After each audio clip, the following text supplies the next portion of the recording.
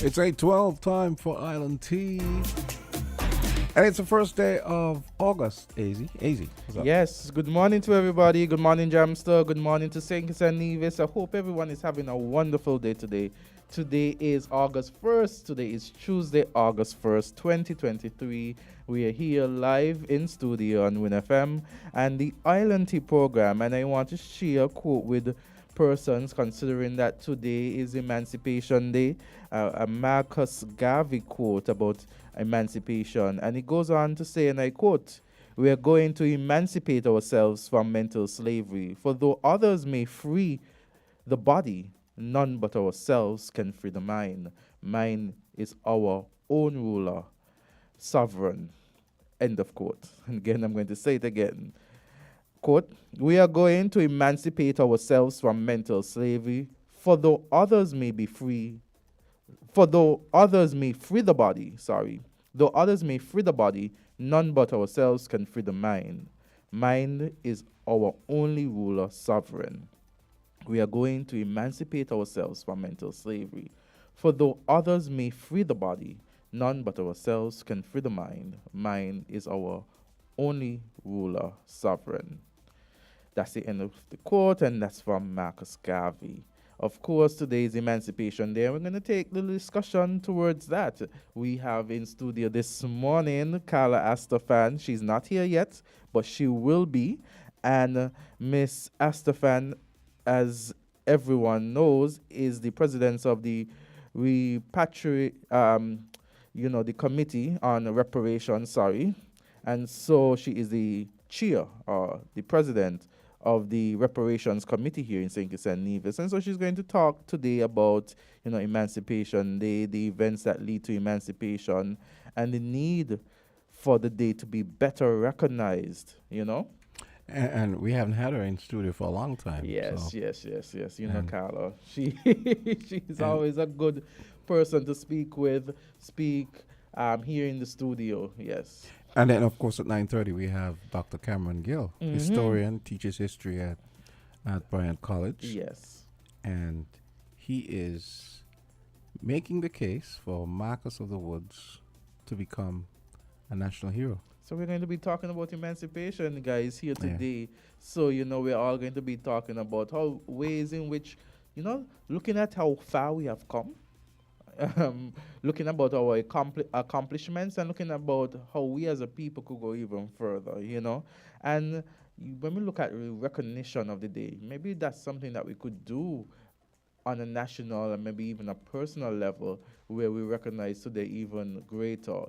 I thought to myself, when I was coming here and thinking about Emancipation Day, do we the celebrations as it relates to this day, I don't, on a national landscape, it's kind of silent.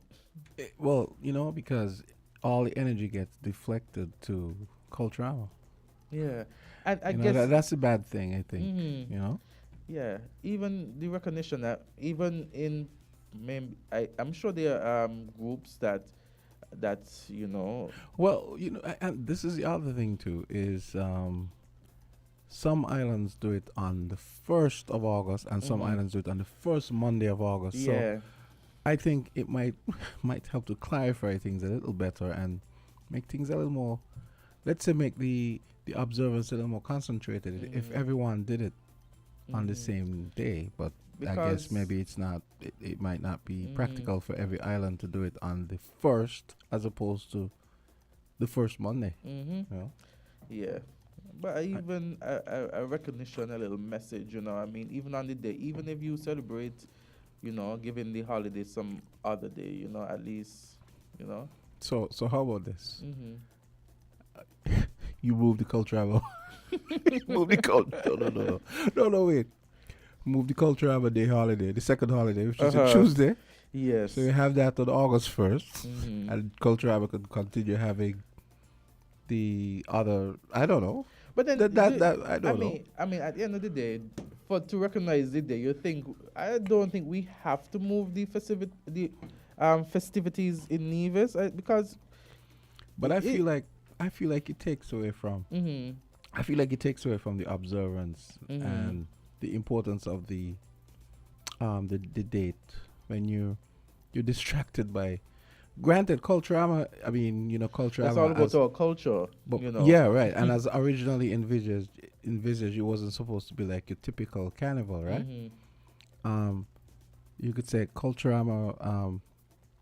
They shot at trying to make the carnival celebrations more wholesome, but at the same time, I still think it takes away from the whole emancipation thing if you're not gonna say, well, rather than calling, for example, rather than call it Emancipation Day, I think it's called Cultural Day. I think is the first. Is the next week Monday, and then the second day is last lap or Mhm. whatever they call it. I'm not even sure. Mhm.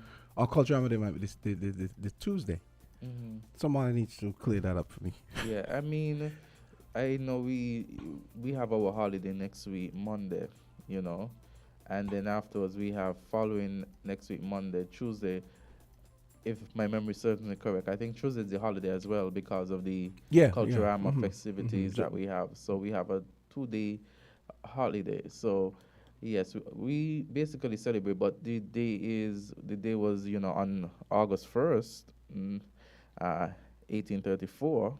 That was the significant The, date. the the other thing is, I think the other thing is back to Dr. Cameron Gill at 9:30. Mm-hmm. I don't know if you realize, you probably know this because you used to live in and Jamaica and so on, right? Mm-hmm. Most of the islands have indigenous, well, not indigenous, but a maroon type character who has been elevated to national hero. I mean, I know Mm-hmm. Jamaica has more than one. John Bogle is one. Not sure if there was anyone else from that period who was made a national hero. There's one in Barbados, was Bussa or something like that. And then there's Yeah. one from Antigua as well. So um, it's Okay. not, I don't think it's exactly Mm-hmm. heretical to want to have a maroon from from our island Mm-hmm. to be elevated to national Mm-hmm. hero. Mm-hmm. And as I was telling you yesterday, I was told by Fidel that apparently this was tabled by the committee before, and for whatever reason, Mm-hmm. it wasn't taken up on. Mm-hmm. But I guess on a national basis, there would need to be information on this maroon as to give the public support, that this individual deserves such an esteemed title. They would have to give information to the public I to seem to gain remember. that support. And then from there, maybe something, Mhm. if the public really sees that, this guy needs to be recognized and really Yeah. speaks out, I think then there could be some significant movement. But I think I saw one island has a female too, mm, like a kind of what's the name from the States? I think Underground Railway. What's the Mhm. lady? I The name is escaping me now, Yeah. but some kind of character like that. I think I know.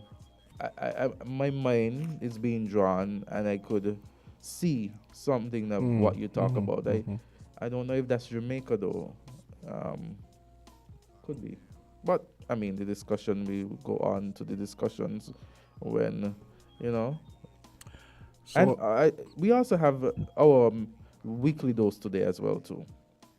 weekly dose, man. Yeah. It's been a week already. Wow. Yeah.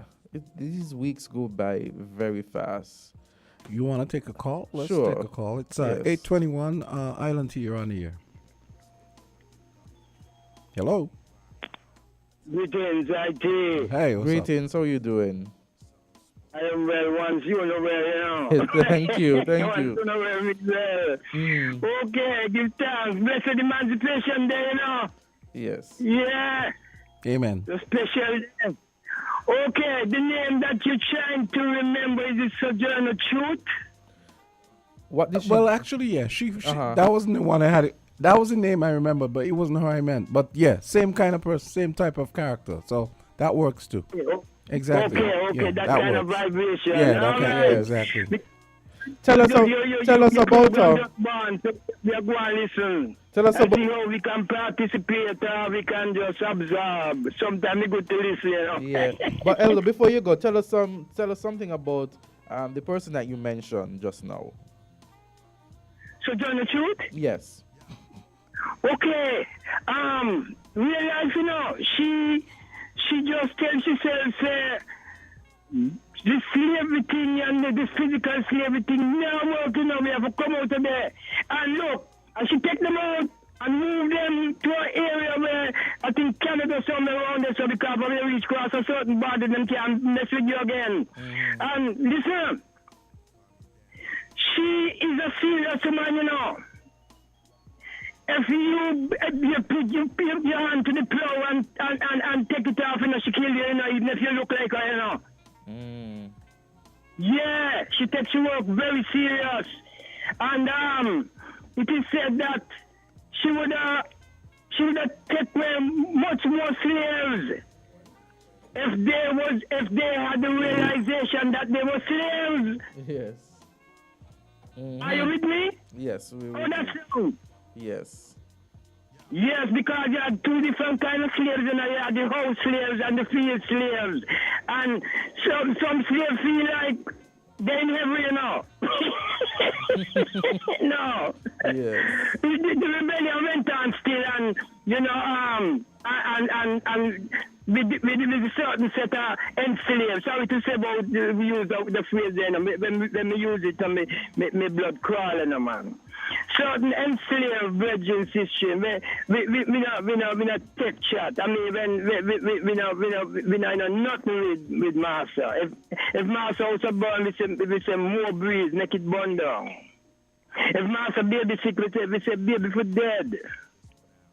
You know, it might sound real, but it's what we was feeling.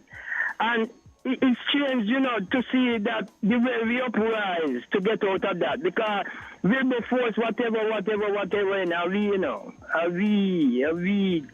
anywhere there is the oppression, you know, remember, you know, a revolution, you know, down to this day, you know. So,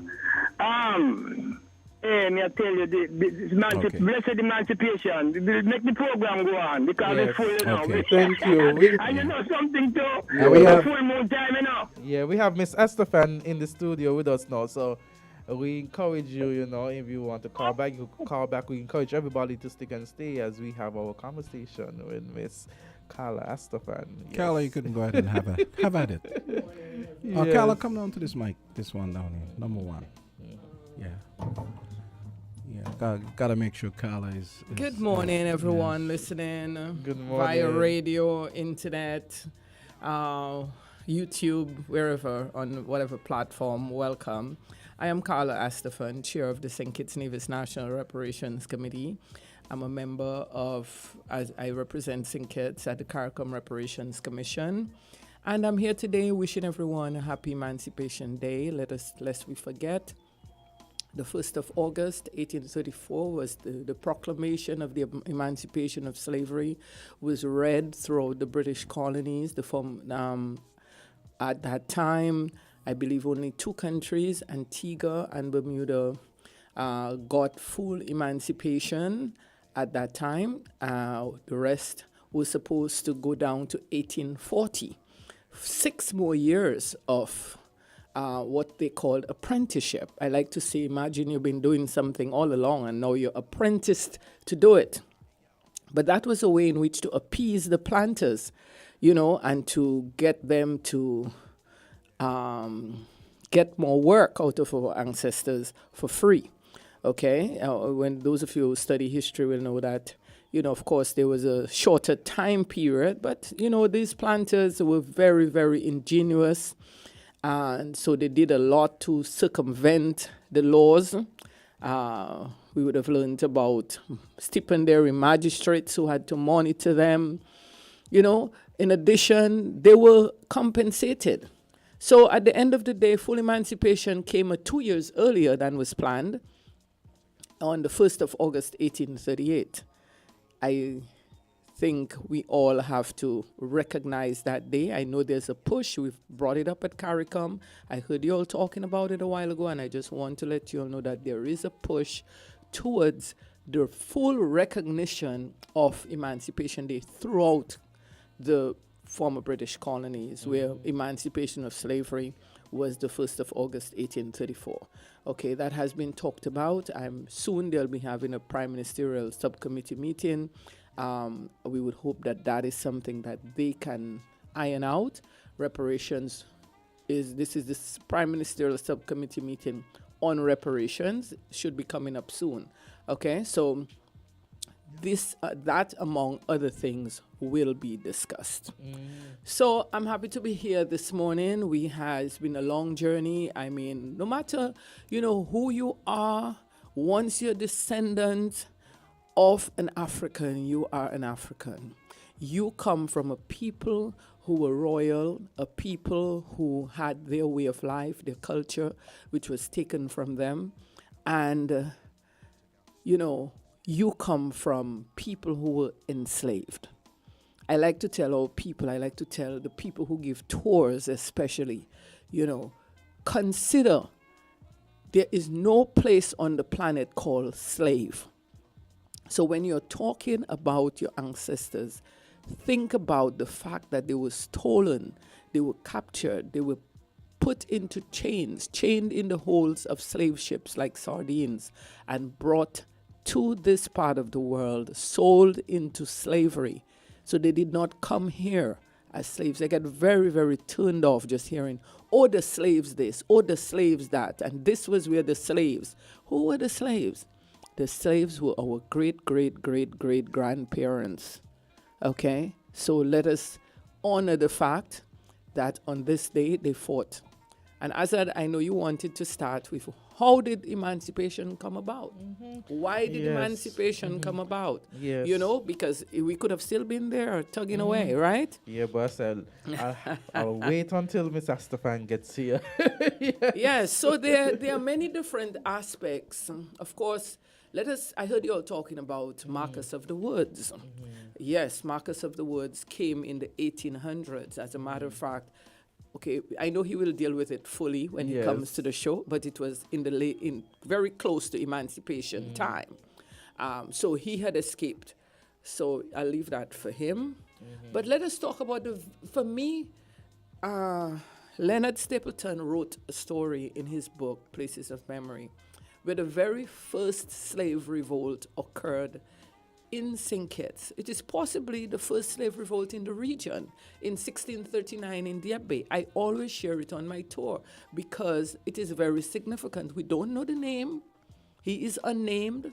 Okay, I remember Kuba Asagai, God bless his soul, said his name was Kwame. But we don't know his name. Maybe we can just give him an African name, right?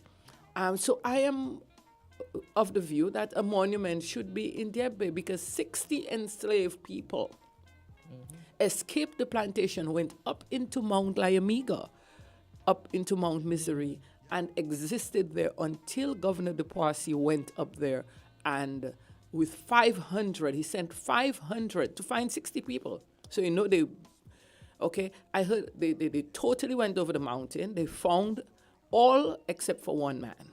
And they said that one man was able to escape capture for quite a while before he was ambushed. I like to make a little joke about it, that he probably came down to have some, activity,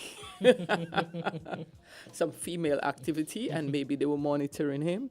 We kind of create a story. Stories, we have to see what would lead a man to who was, he had to have been. So we can create a story out of it. So that is to show you that Africans always revolted. They revolted in Dominica, they revolted in Trinidad, in Guyana, St. Lucia, St. Vincent, throughout the island. In Cuba, Haiti, we saw all of that. Right? So we know Africans, once when they were brought here, did not sit idly by and say, we are slaves. They did not say that at any time. And after the Haitian revolt, after the Africans on Haiti captured that island, it made England nervous because Barbados, you all talked about Bussa. Bussa was that revolt was the very first revolt post the Haitian revolution in the region. So these people, remember, we are knowledgeable. They're hearing, oh, people like themselves revolted. So boom, in Barbados, in Jamaica, and I mean the Sam Sharp rebellions and so on. Okay, very, very important. So in 1832, 1833, by then they were able to iron out that legislation that they would pass in August of 1833 so that slavery would be abolished, saying that slavery would be abolished on the 1st of August 1834. They gave the islands 1 year to pass that legislation. Ours was passed. If you go to the St. Christopher Museum here, you will see where it was passed, I believe, in July of 1834. Okay? Other things were happening on a global level. You had the discovery of beet. Beet sugar would come to affect cane sugar. You had the abolition of the slave trade. That would affect, okay? And you also had the Industrial Revolution. So the Industrial Revolution, which was built, there would have been no Industrial Revolution had it not been for slavery. These people now had money to now say, to test their theories, to test patents and to do all of these things. And that gave rise to Industrial Revolution. Now they wanted markets. And then also, as per Eric Williams. With the Industrial Revolution, what would have happened is that the labor-intensive level that the sugar industry needed came down because now there was machinery to offset some of the labor needed. And additionally, Parliament would also change. There would be some changes in Parliament where you now had the industrialists, so the industrialists now looking to make money through marketing, and here's a group of people who they could target, okay? Which brings the question often whether the abolition of slavery was due to humanitarian reasons or was it because of economics? Well, as I said, there are many different factors that contributed.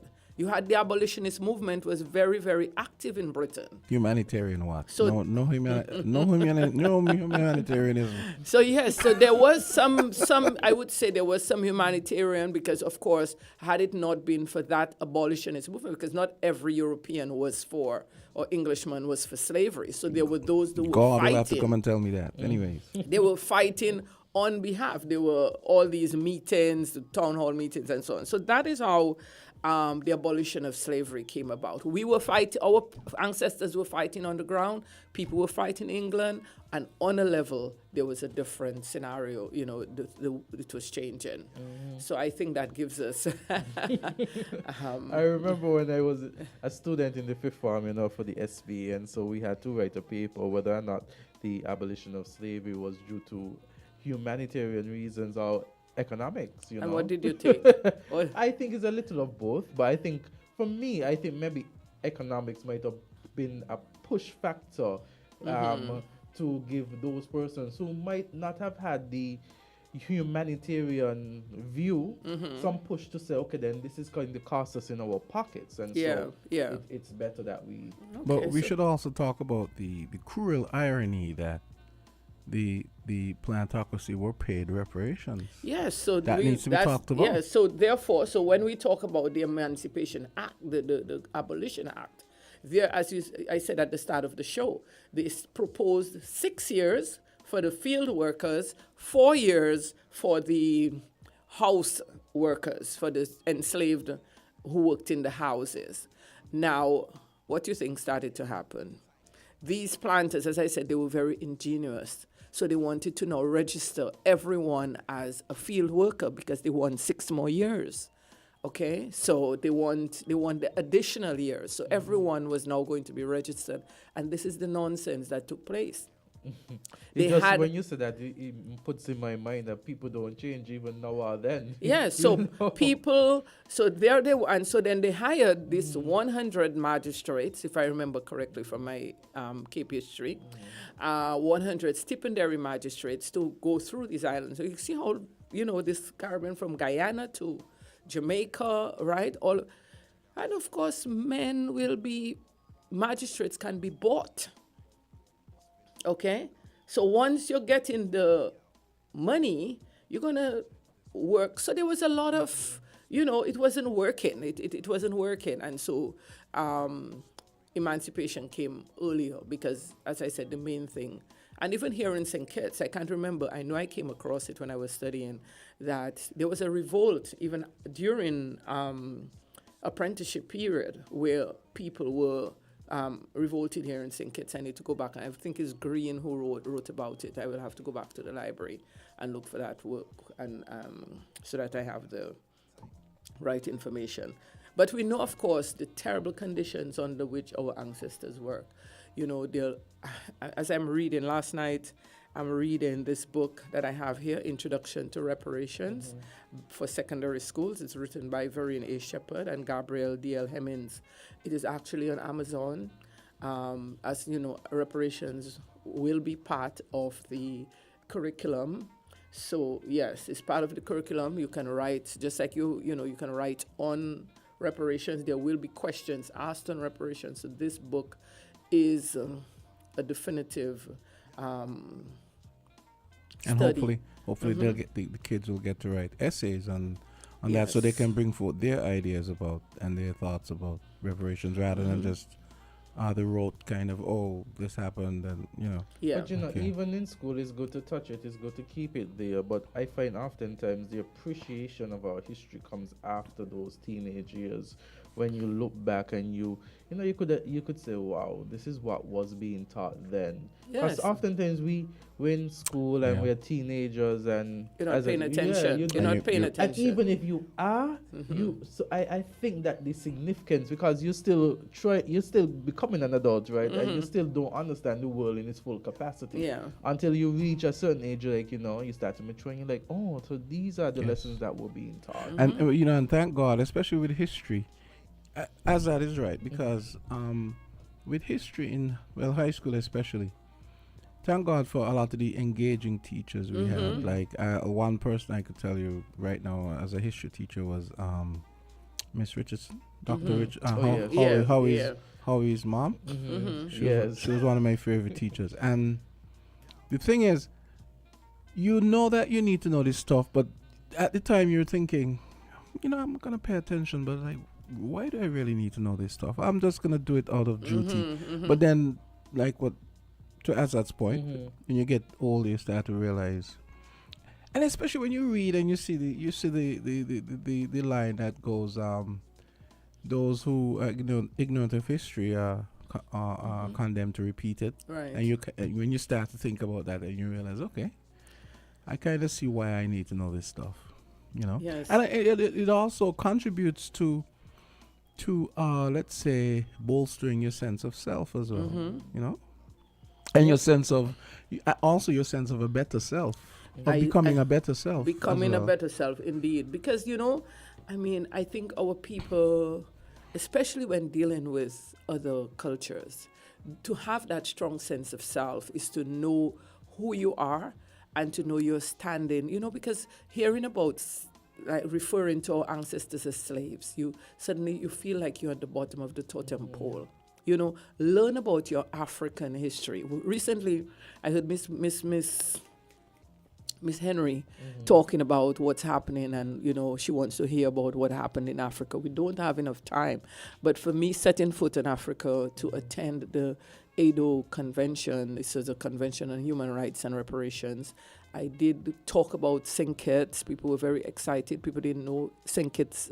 Some of the Africans there did not know St. Kitts existed. So I was able to talk quite a bit on St. Kitts.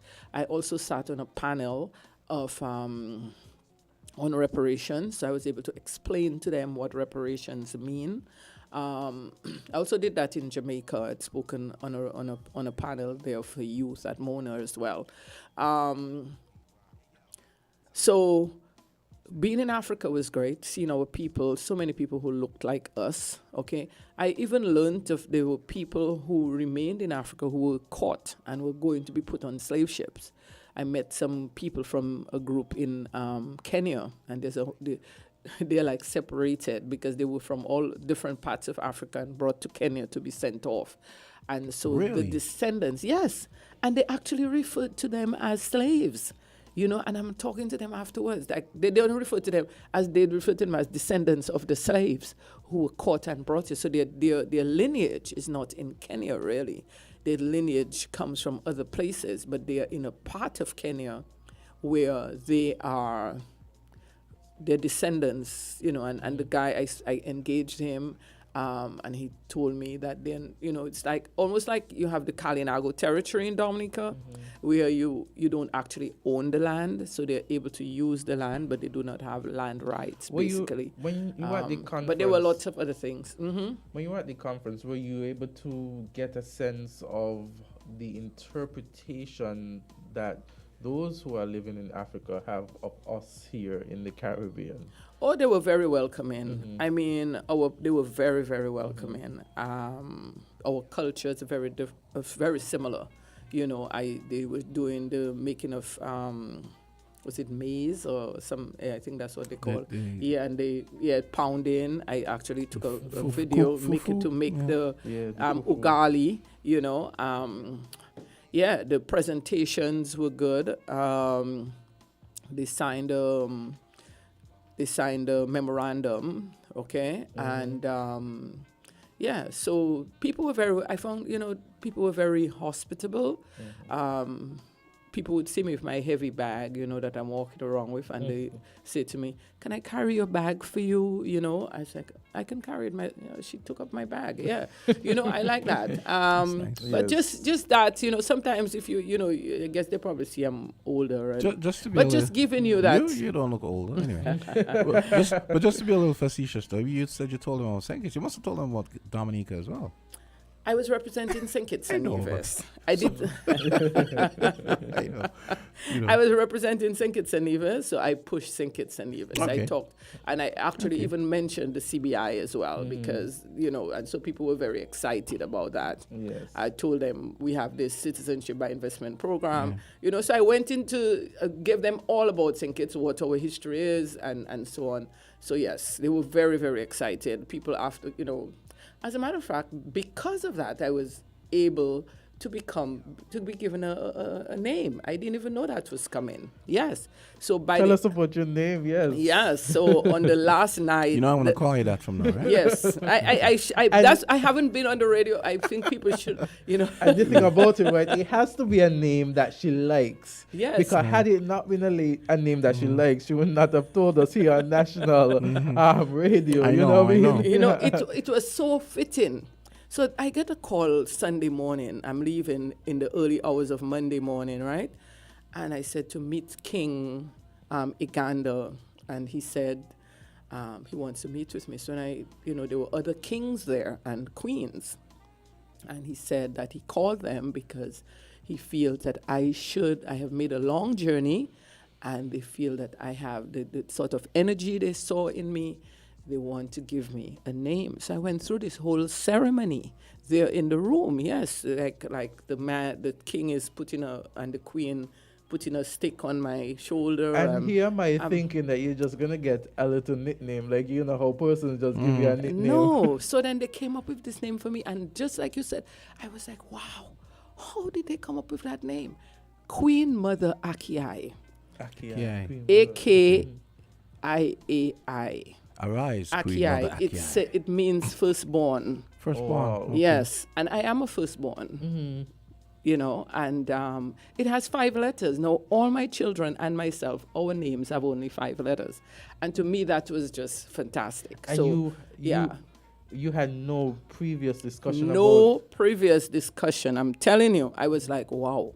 You know, I had no previous discussion, and since I've been back, the king called me, and you know, What? he called me and told me, you know, you really have to embrace this name. You know, the kind of energy that comes with it. I will start to see things differently, and all of this sort of thing. Be careful of cursing. Do not say, you know, because I have a lot of power. And I was like, okay, Wow. yeah. So, so Yes. that's pretty cool. I don't know. I don't know. I'm trying though. You I am trying. You realize that's 100. You realize that's 100 times better than a knighthood, right? From those people, right? Thank you. Yeah. From them. Listen, folks. watching these royals, I'm telling you, for me, watching, I would love to, create a group here so that we can invite them, come up with a program so that we can have one of these conventions here and show them our culture. I mean, there was a king who walked with 25 of his entourage. Oh, wow. 25 people. So there were his dancers, his 2 wives. There was his guardsmen with the sticks, and they're doing this jump. I saw the Maasai people. I saw, the Maasai, yeah. Yeah, the tall, and their dances. There was a group of. You really had an experience. Yes, it was quite an experience. It was quite an experience. No, you know me. I have to. The food. What was the food like?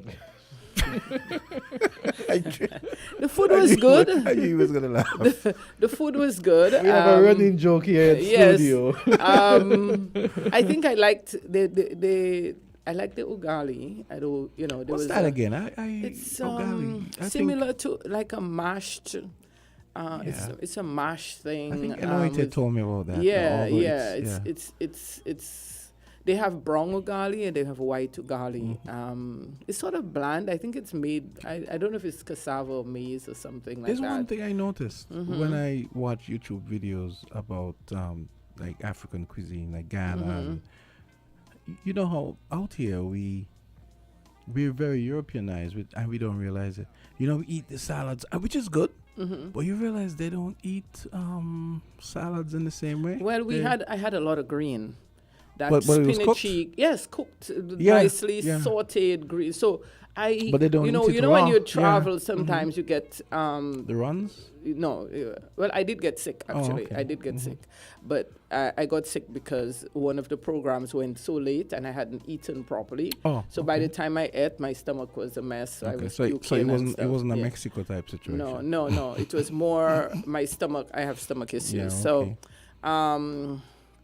yeah, but I was eating a lot of greens, a lot of fruits. I mean, when I got there, I wasn't sure what sort of food I was going to get. The breakfast buffets were good. My bananas, all my fruits, so they were, Nice. So I was good with that. And you had other things that you could Okay. eat.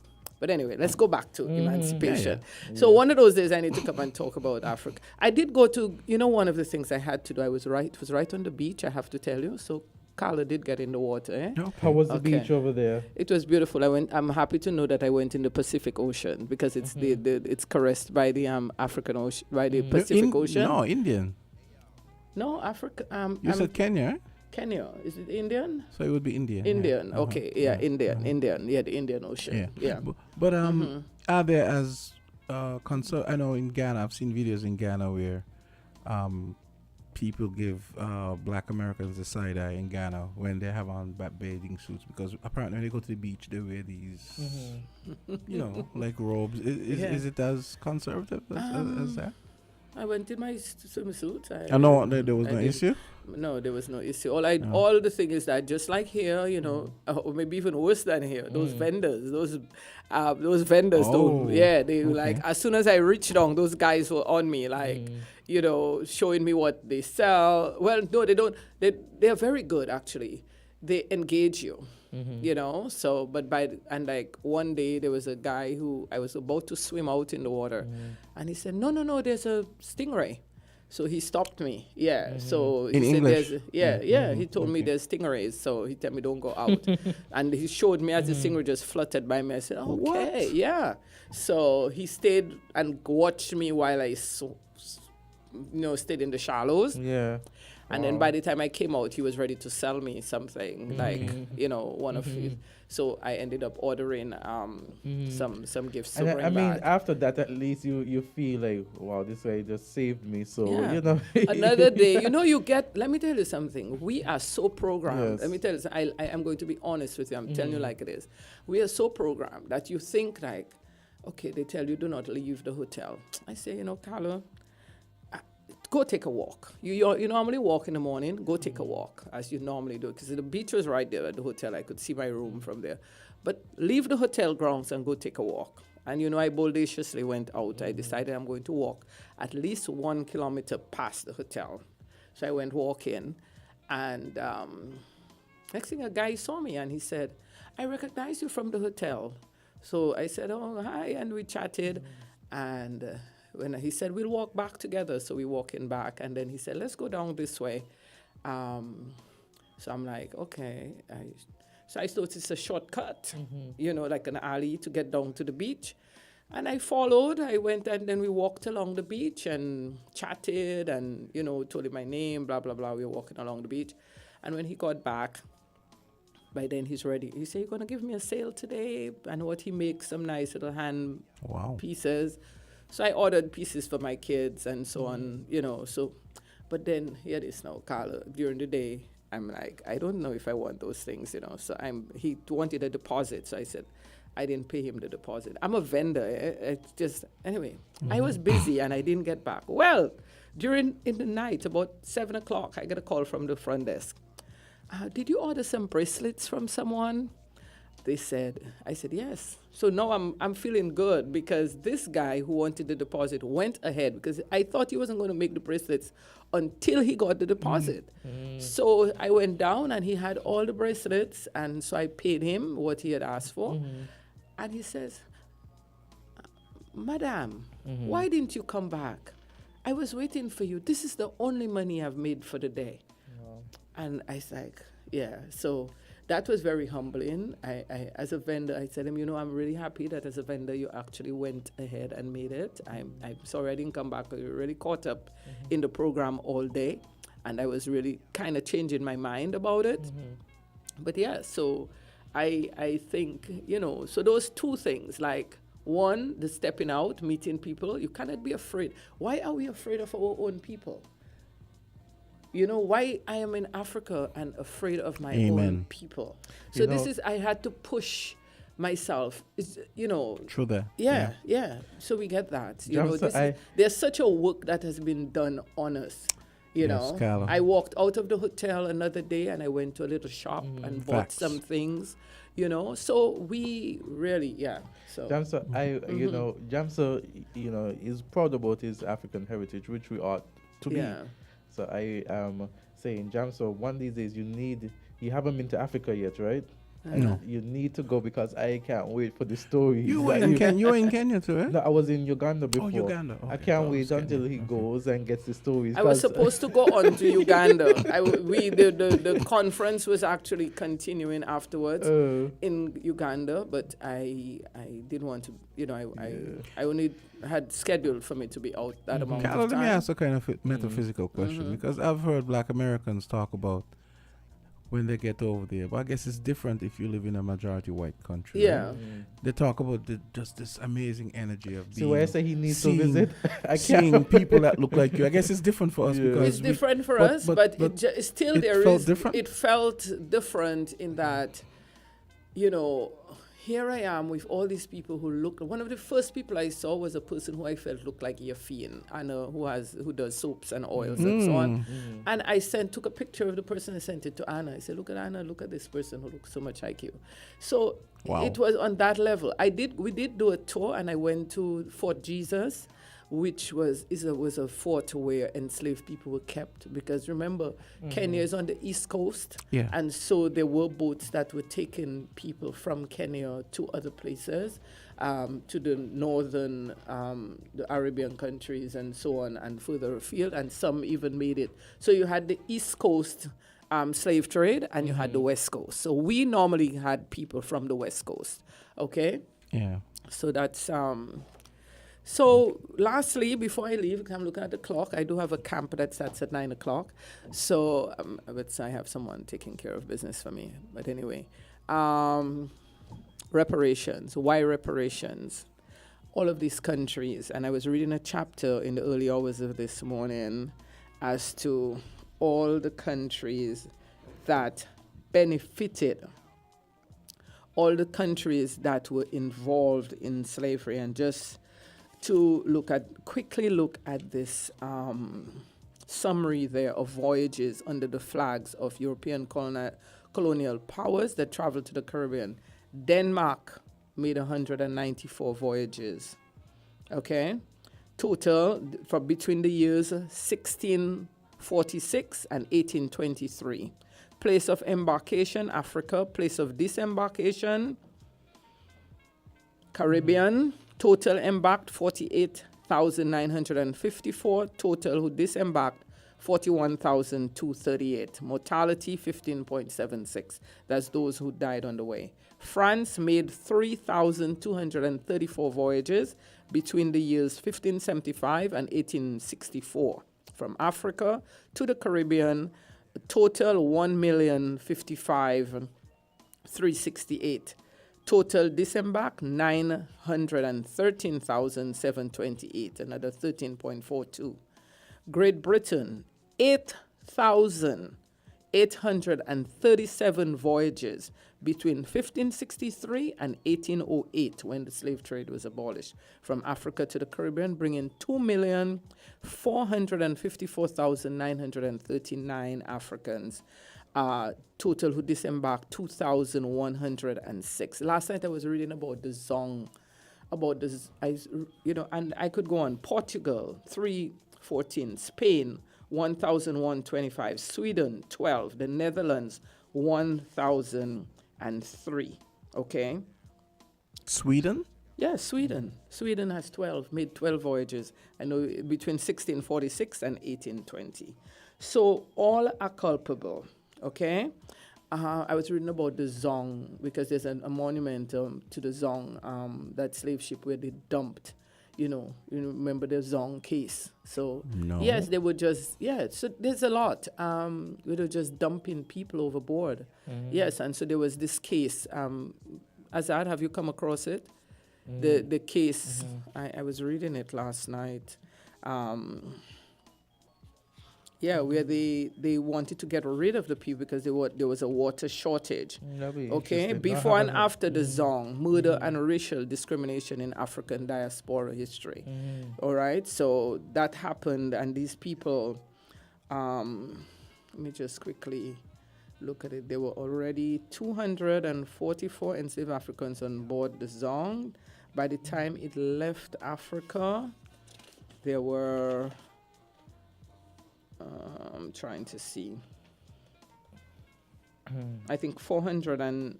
No, I don't want to give you the wrong information. I'm skimming the article, but you can always do the research. Yeah. It's summarized in the Zong, a massacre, the law, and the end of slavery. Okay, so there was these insurers the insurers were saying that they kept, when you appealing the case. Yeah. Okay, they were awarded and damages and anyway, so there's the reasons for reparations. All of these countries benefited. We in the CARICOM, in CARICOM, are looking specifically at England, of course, because they were the major, but we have to look at all. And now there's a global movement. Before I leave, let us talk about those people who are actually making some sort of move. You would have heard, we've spoke about it before, Laura Trevelyan. We've heard of the, I sent you all a link, the Church of England, and they've just appointed a Bajan priest to be on that board. One of the things I wanted to mention, because a lot of times we can't, the reason we don't get interested is because we can't bring things home to us. I got an email some months ago from someone, they forwarded the email to me. It had come from a historian who discovered a pub in England that's still here today.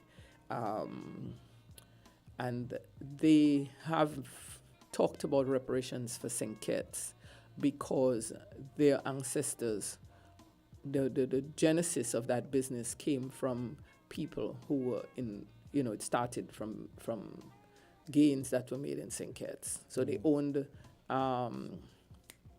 Spooner's estate initially, and a couple of the estates on St. Kitts. So we've heard Ras Kalonji talk about some others. So we have quite a number of names. If people go to that UCL site, which I hope you had a chance to look at it since I was last here.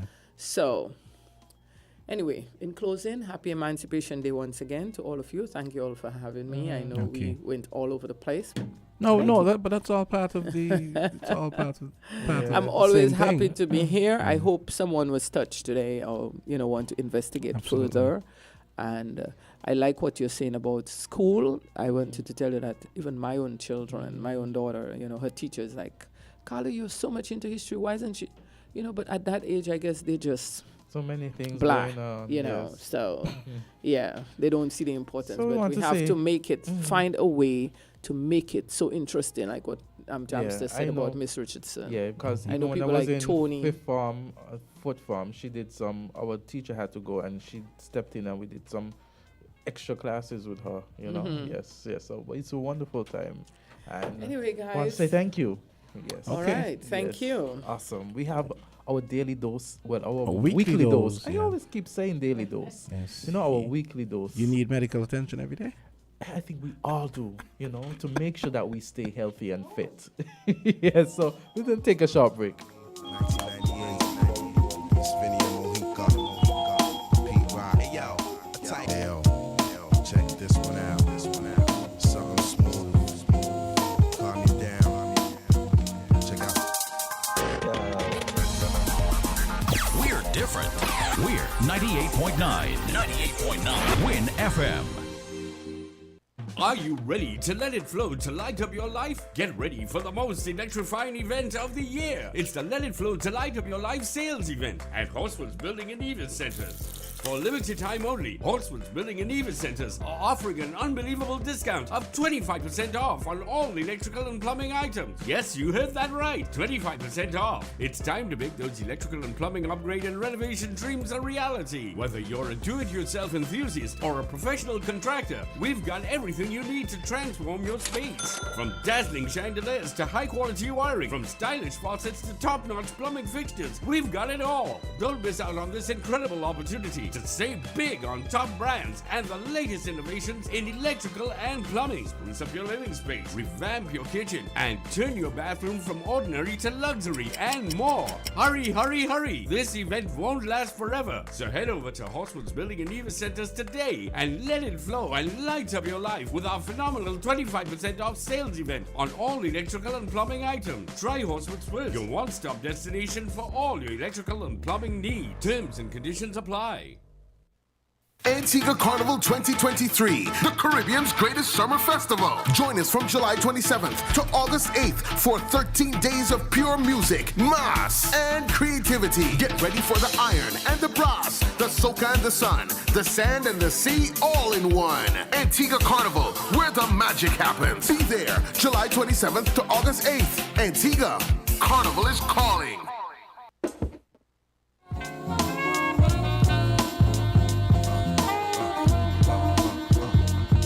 And it's time for our weekly dose. It's 5 minutes after 9 o'clock, and we have Dr.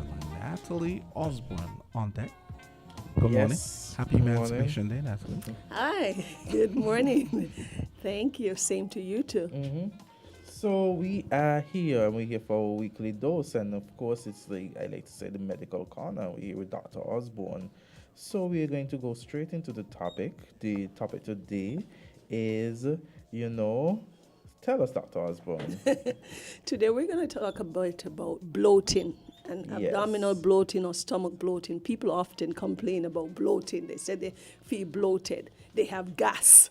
So we're going to discuss it. I know it's something that people often come to the office and see physicians making this complaint that they have gas and they don't know what to do about it. So we're going to talk Yes. about some of the things associated with this gas, some of the causes, some of the ways that we can prevent this gas. So yeah, that's why we're here today, to mix it up a bit. Yes. So let us get right into the issue. So what is stomach bloating? Yeah, so that's the sensation, the fullness that you get there, the pressure, okay, that you can have some abdominal discomfort or tightness there. So you feel that, and you feel your clothes not fitting right. Your clothes feel tighter. Some persons could actually be so bloated that they add about 3 inches to their waist side, of course, so it makes you feel uncomfortable. It can happen from time to time, and it usually should go away, but for some people, it recurs, all right? So that is what the stomach bloating is, that feeling of fullness, pressure, or tightness in the abdomen. So tell us, why do persons experience this from time to time? Yes, it's a combination of things that we do. But we know that the stomach or the intestines, that is part of the gastrointestinal tract where the food goes through and is processed and the nutrients is taken from that, we know that the food itself, because of the different fermentations that occur, produce gas naturally, all right? But you can get bloated after eating a meal. Sometimes if you eat too quickly and you eat too much, and even some foods that you may not even be aware that you're intolerant to those food, and those food create a lot of gas in the body, a buildup of gas, and that can make you uncomfortable. Certain things that we use a lot, like the carbonated beverages, the sodas, yes, broccoli, cabbage, lots of drinks that are carbonated, or things like milk, people have intolerance to that. Some of the content in that, okay, like the lactose, the fructose, which are all type of starch or sugars, persons can get be intolerant to them, do not know that, continuously eat them, and they get this bloating sensation. Women as well, too, during their menstrual cycle, they can become bloated because there are different hormones. The increase of the estrogen, that's a female hormone, that can cause temporarily bloated, because sometimes there's retention of water, the uterus is full, and the person or the womb is full, becomes bloated, and it feels uncomfortable. And bloating can also be a sign of more serious problems. So we just want to make sure that it's simply just a buildup of excess gas, and it's not a more serious health condition. So tell us, how common is stomach bloating? Well, bloating is very common. Between about 10 to 25% experience some kind of bloating, and these are healthy persons occasionally. And some persons may have the symptoms that are moderate to severe. And some persons say that they experience bloating around 10% very regularly. And persons who have health issues, those who are not healthy, can have what we call that inflammatory or irritable bowel syndrome. Many persons would have heard of it, that those are a combination of symptoms where you're feeling bloated, there's discomfort, there's pain, you may have some diarrhea, constipation. Those persons get a sensation of bloating quite often.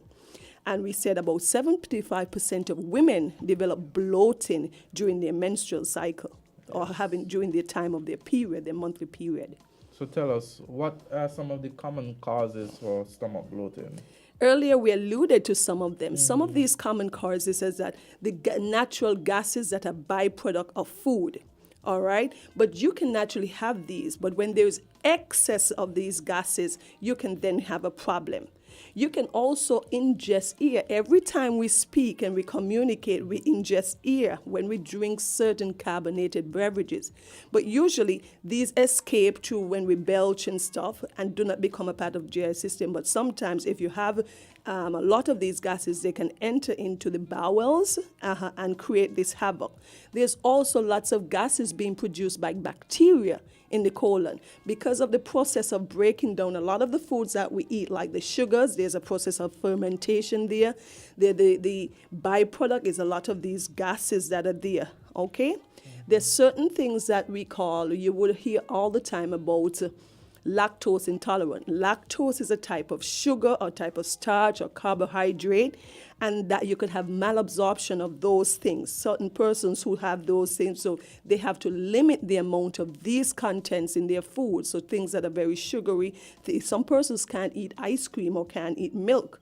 Certain foods like beans, we know have that, and certain wheats. So these make it difficult.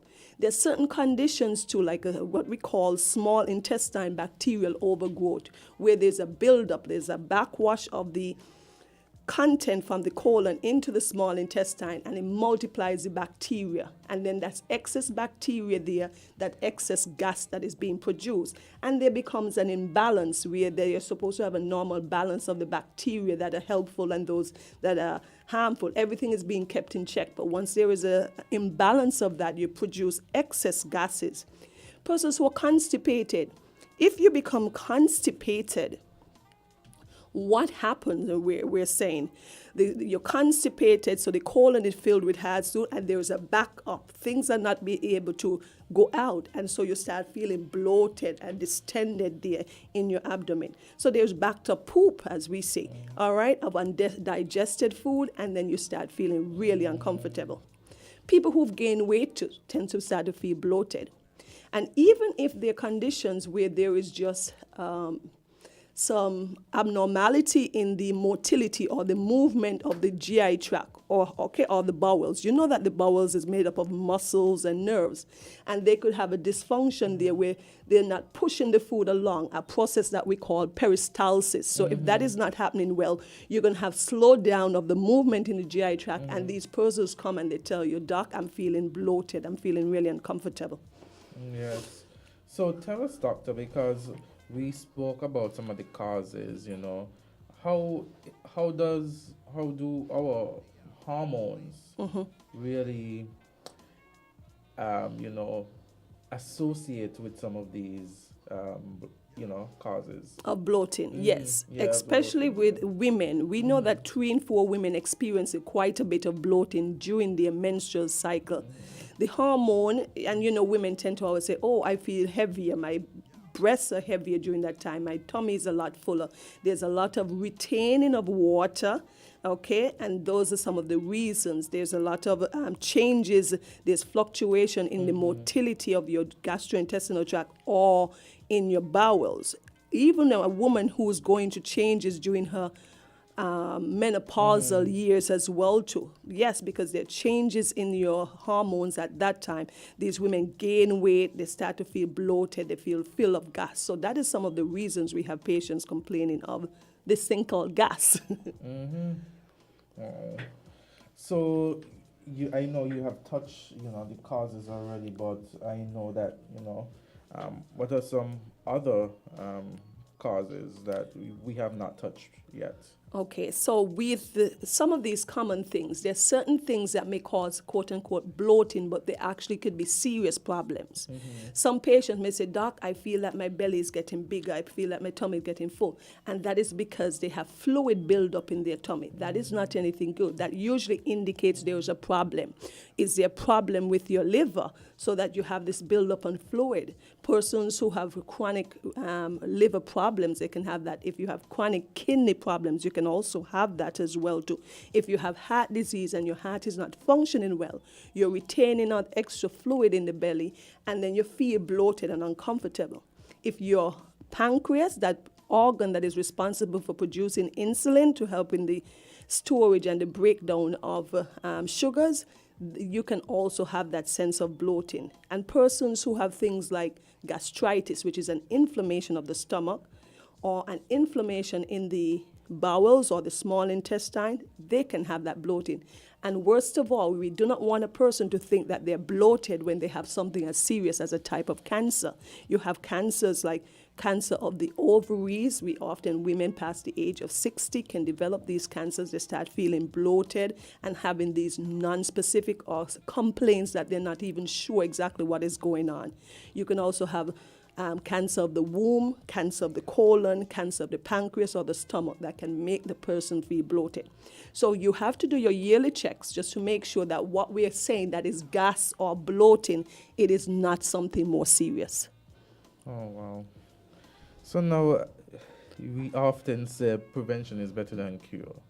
And so could you give us some of the preventative methods, when it comes to how can we prevent stomach bloating?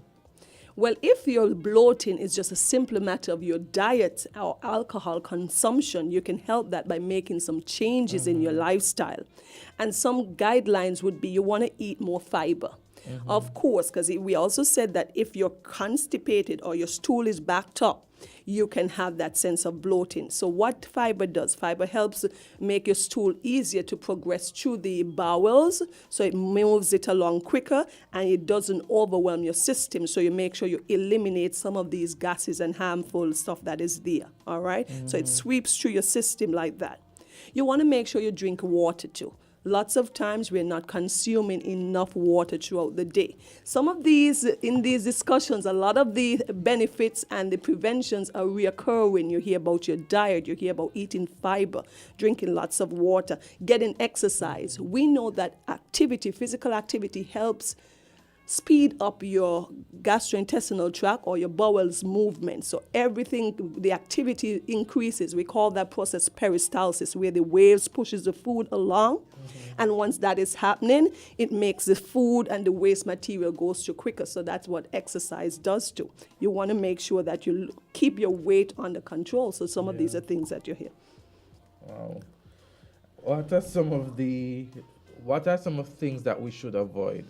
You want to avoid processed food, definitely. A lot of these processed food, they are very high in sugar, very high in salts and fats. And what these salts do, they help to retain extra fluids, all right? Make your digestive process remains longer. And these can lead to feeling constipated and bloating. A lot of these processed foods as well too, they're more difficult to digest because they have a lot of sugars in them. And the body has to work to break down these, and there's a lot of fermentation. Extra gases are produced and you feel extra bloated. I know you talked about dieting before, but could you go in depth as to, eating practices more? Could you repeat the question? Yeah. Into the what? You spoke about dieting Yes. before and exercise, but could you expound on that? Well, we spoke about a diet. Of course, you want to make sure you have a diet that is rich in fiber, healthy fruits and vegetables. Although we have certain foods that we have to be careful of because they do create a lot of gas. Some beans create a lot of gas, broccolis, Brussels sprout. Although they're healthy, they produce extra gas. So you have to know what works best for your body. We spoke about the exercise, having lots of water. Those are the things that we want to make sure we do.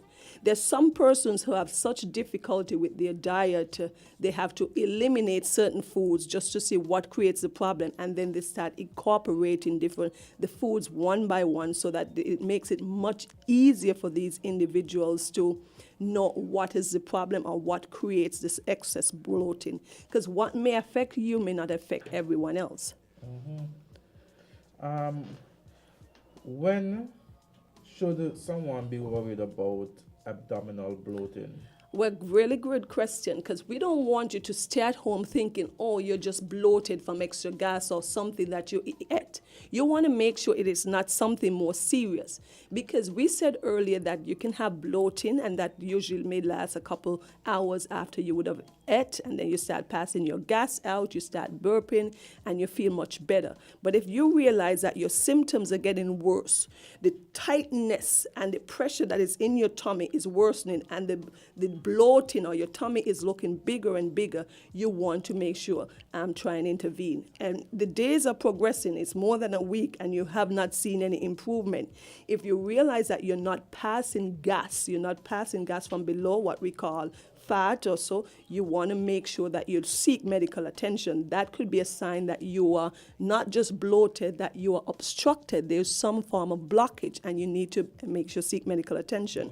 If it becomes very painful, there is nothing that relieves it, all right? And if it's other symptoms that are associated, if you start having fever, you start vomiting, you're feeling really weak, that may be an indicator as that there is something more serious that is going on. So tell us, what relieves bloating? Well, lots of persons, there are lots of different things, home remedies, different things that you can use, lots of herbal tea. I heard things like turmeric and ginger, healthy teas like that you can use. Things with chamomile and peppermint, they're very good. Some antacid helps. Lots of products that have this ingredient that is called simethicone that helps a lot with the buildup of gas. Magnesium, and you often hear persons speak about things like probiotics. You have the yogurts having the probiotics that helps to for digestive health. And regular exercise, we said, making sure you have a well-balanced diet, you're drinking water and things like that. That helps quite a bit to help you from feeling that extra bloating. We've had such a insightful discussion. I want to remind callers that they can call in and ask their questions and that the phone lines are open. I want to remind you of our phone numbers here at Win FM. It's 465-0989, 662-0989, 762-0989. And if you're overseas, whether in the US or Canada, it's 718-285-6984. 84. Yes. So, guys, we welcome your call. We want to hear from you. And we have Dr. Osborne here.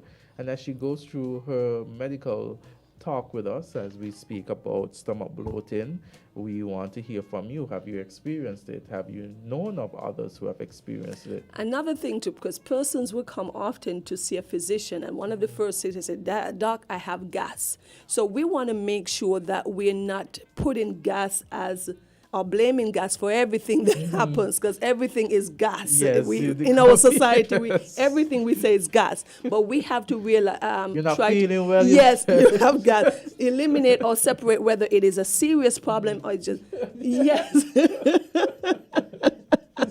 You've got gas everywhere. People have said, yes, Doc, I feel the gas in my back. So, and I'm not sure how to explain that to them at times. So I'm not, but they're convinced that they have gas all over. So yeah. I know if they haven't eaten perhaps in the day and they feel a little, stomach flu, so they say, yeah, it's gas, I haven't eaten, So we want to make sure that it's just simply having gas and it's not something serious, okay, that can put your health at risk.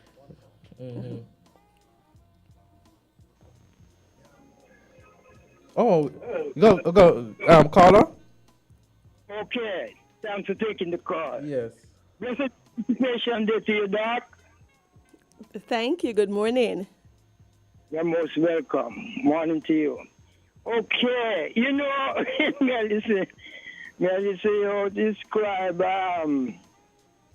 the thing there and what people have to consume to avoid it, but you would agree that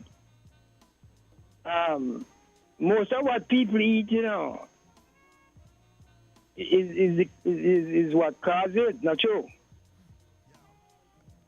Yes, a combination of what we eat, yes, because there's several foods and how we eat our foods, yes, that can... What and how? Yes. But then now, we got a big work from here because the food and the practices become addicted, You would agree? Yes, carry on with your question.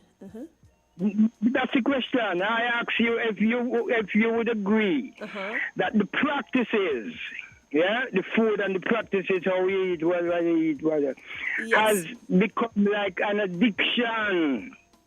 Yes, of course. A lot of these foods that we have, they put in special ingredients to make us addicted. We love that, the sugary stuff, the processed food, yes.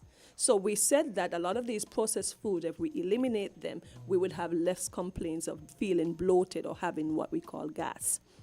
Yeah, therefore then people who suffer from this condition is a holy work. It's a holy work, guys. The addiction is part of the thing, so it's a holy work. But it can get over. It surely can get over if them have the willpower to eat as they ought. Yes. But as we say, the addiction can hold people so much that it overpowers the willpower. And that we see go on really. But give thanks for the information, and we have to do some touchable things, Thank you for calling in. Even certain things are for banned from the meds. Yeah, because as we say, the addiction is not easy. Okay. Yeah, blessed love, yeah? Have a great day. Thank you so much, Carla. Thank you. Yes, so as you see persons are asking questions as to what are some of the causes, and as you're said, the processed food. You know, sometimes when you eat the processed food, there's a difference than when you eat something that you know is not processed, that is just maybe steamed, maybe boiled. The feeling in your body is completely different. Yes. At least for me. So, you know, yeah. So, I mean, want to encourage persons to eat well, you know, eat healthily. What we've realized over this series is that most of our health problems, okay, that are acquired, are problems that we're not born with, are acquired as a result of poor diet and lack of exercise. We've made that conclusion over time that if we would take care of our bodies better, eating closer to the earth, more natural, simpler foods, we would eliminate a lot of these complaints and problems that we have, you know, and continue to exercise. Exactly. Drink your water, stuff like that. So we're ultimately coming home with all of these topics, and there is something that is common or uniform about everything: eating healthy, exercise. So we want to make sure that our people in this small island of St. Kitts and Nevis, we encourage them to be better, they live their best lives by eating healthier, keeping, trying to lose weight if they have excess weight that they need to do, and keep active. You've got to keep active. That really helps and goes a long way. It helps keep down your blood pressure, keep your blood sugars down, and a lot of the complications that we have that are common in our society, the non-communicable diseases, spawn or stem from high blood pressure and diabetes. Yes, go right ahead. Oh, we missed Okay. that call. Go ahead. No doctor. problem. So yes, so once we get our health under control by eating healthier. Yes, go Yes, right you ahead, have a caller. call. Caller, go right ahead. Greetings, family. You know, we just remember that some studies done pertaining to what we have got through from them enslavement times in terms of the eating. That's why we say deep, you know, because this is a taste there and that hook there, man, me I tell you, it's not easy. Them feed we. Remember, they was responsible for feeding me, you know. And the way that them feed we. Yes. We still going through this, what the year be, 2023 according to the Western Gregorian calendar. It's still generations unborn. And the Honorable Prime Minister talk about unborn generation, but you know.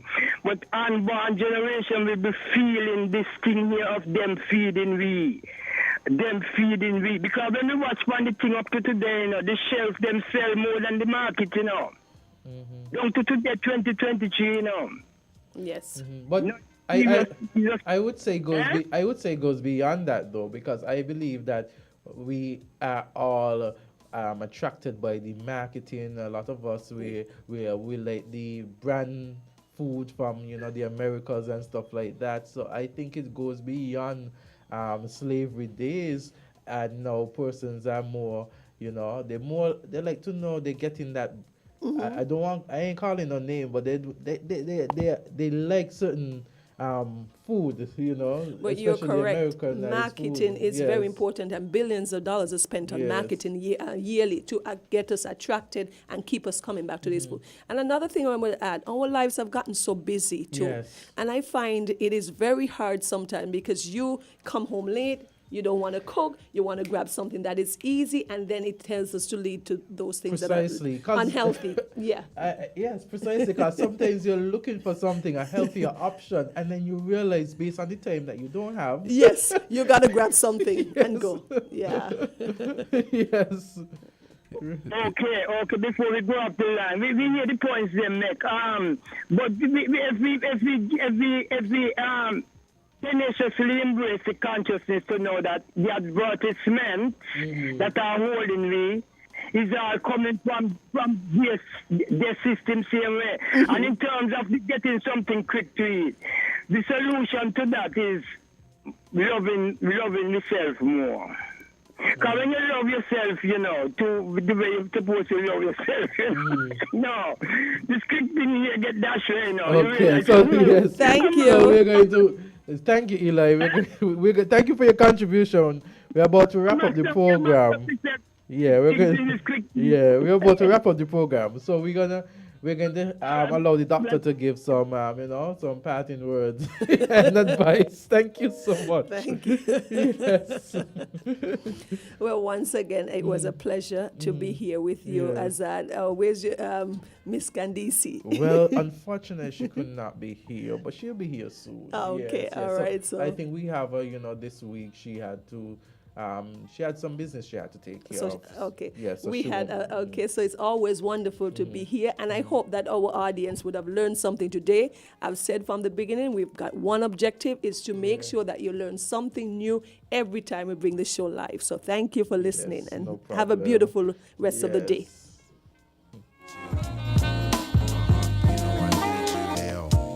Check this one out. Something smooth. Calm me down. Check out the story. You know what I mean? 1998. It's Vinny and Mojica. Pete Rock. Hey, yo. We're different. We're 98.9. 98.9. Win FM.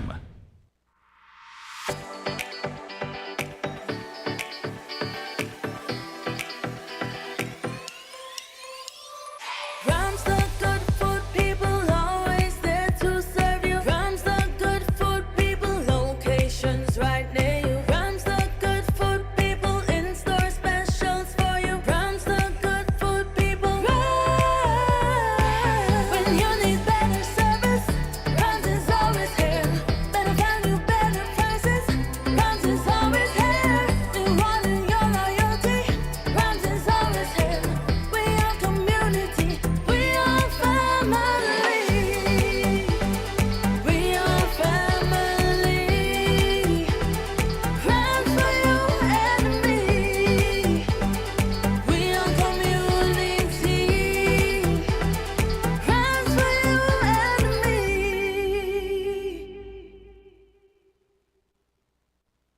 Hey kids, drink healthy. Reduce sugar chubby with the same great taste. Lots of magic fruity flavors, drink the more healthy way. It tastes so yummy, chubby, chubby.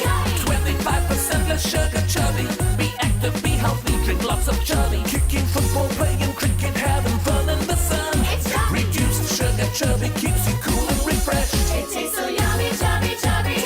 25% less sugar chubby. Jumping rope, running races, have fun. It tastes so yummy, chubby. Drink the more healthy way.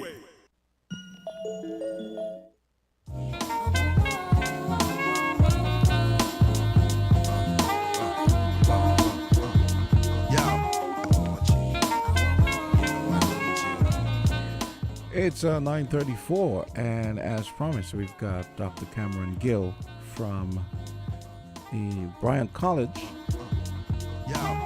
and he'll be talking about Marcus of the Woods and a plan to have him instated as a national hero. Yes, so Dr. Gill, could you give us a little background, give us, something about you that, would interest the persons who are listening? Tell us about you, just a little, snippet. Well, I'll give a background. I hope it would interest the listeners. Yes. My name is Cameron Gill. I'm from St. Kitts, of course. I am a historian and archaeologist by training. I am presently a senior lecturer in the Faculty of Arts, Science and General Studies at the Clarence Fitzroy Bryant College. I teach the Cape Caribbean Studies, the Cape History, and also the University of the West Indies Caribbean Civilization Foundation course. Well, so we have someone who is well versed and well capable to give us the information that we are now going into, because we're talking about emancipation. They're talking about August 1st. Earlier we had, which is today. Yes. Yes. we had a conversation with Miss Astafan in just earlier today, and we were talking about reparations. We were talking about making it a more recognized day. We know about it, but in terms of this celebration on a national level, it's a bit silent. And so we were pondering, what could be done to make it even more recognizable. Because unless you are aware, you're told, and persons are aware, August 1st, Emancipation Day, but maybe that's not the first thing that comes to their mind when last week is coming and they say, well, next week is Tuesday, August 1st. Maybe that's not something that's foremost in their mind. So tell us, what are some ways you think that we could, private entities and even government could start to recognize it there? I think there's more that could be done. My concern has been for years now, and not just in St. Kitts, I've seen it in other cabinets I've lived in as well, that people see it as more just a weekend to fit. I mean, there's nothing wrong with having a weekend and you have a lime and enjoy yourself after you've worked hard, etc. But people see it primarily as that. Many people, not all. But I've always argued, and it's funny you ask that question.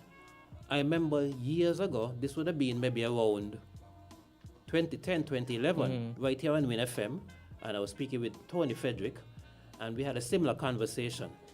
And I made a point to her that in St. Kitts and Nevis, we are fortunate in that, look at where Emancipation falls in August. And then our national independence is the month after, in September. And then 3 months after that, there's National Carnival. So I've asked, there's an opportunity for us to, we could have the whole month of commemoration of emancipation. And then that segues into a whole month of commemorating independence. And then that could form as a prelude. And that could be a prelude for the National Carnival. So there's more that could be done both by private and public entities in terms of raising awareness. And because we're fortunate in terms of how our independence and National Carnival fall on the calendar, coming right after the emancipation. So that's an opportunity we could take advantage of. There was another Caribbean country that I lived in that celebrated their independence in November. And what they do, they don't just celebrate the day, they celebrate the entire month. So you find that like Barbados. Yeah, it's Barbados, I meant. Yes. Yeah, the 30th of November. But you said that careful too, right? Yes, yeah, yes. You're right. No, the 30th of November is the independence. Yes. And you notice that in Bridgetown, they would change out all the street lights to blue and yellow. So if you're coming in on an aircraft anytime in November, you see in blue and yellow from the ear. Yes. And that's from 1st to the 30th of November. So I'm saying we have emancipation in August and then independence the month after. So there's opportunity to capitalize on that. And then right after independence, we could use it to start promoting National Carnival, which again came out of that experience because the carnival came out of during Christmas time when the slave population were given time off by the planters usually. And they would practice the African folklore. They'll go on the island from village to village. They'll perform the folklore. In exchange, they'll get like food, drinks, sometimes money. That was known as, in St. Kitts, it was known as the Christmas sports. In some other territories, Jamaica and Bahamas, it was known as John Canoe.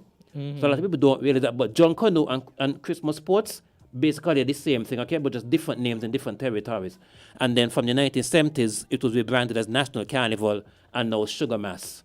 Okay, but it came out that all that came out of the enslaved experience, and not only that, the John Canoe and the Christmas sports were an opportunity to rebel.